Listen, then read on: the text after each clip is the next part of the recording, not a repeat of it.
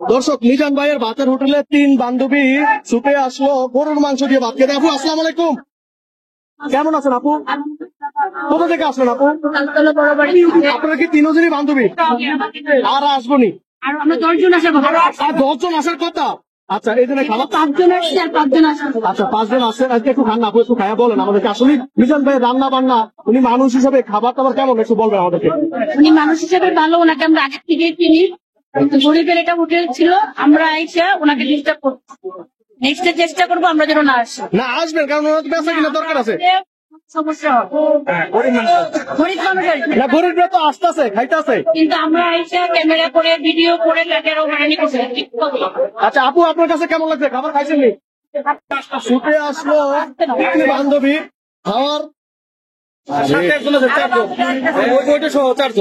কথা বলেন না। আপনি কোথেকে আসছেন? মিজান ভাইয়ের ভাটের হোটেলে আসছে 3 বান্ধবী ও এক বন্ধু, তারা খাওয়ার জন্য। আপনারা দেখতে পাচ্ছেন আমি তালতলা বড় বাড়ির থেকে আসছি। তালতলা আমার জন্মস্থান, তালতলা বড় হওয়া, তালতলাতে খেতেছি। আচ্ছা, এখানে কেন আসছেন আপু? আমার মিজান ভাই ভাত খেতে ইচ্ছা করছে, খেতে আসছে।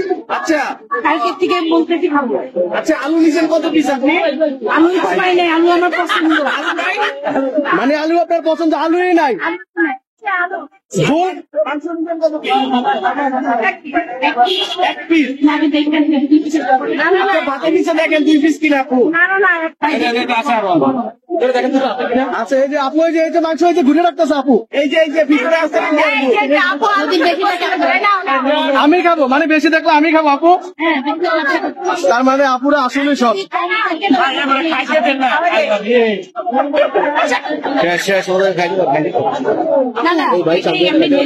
হ্যালো আপু, হিসেবে খাবারটা ঠিক আছে?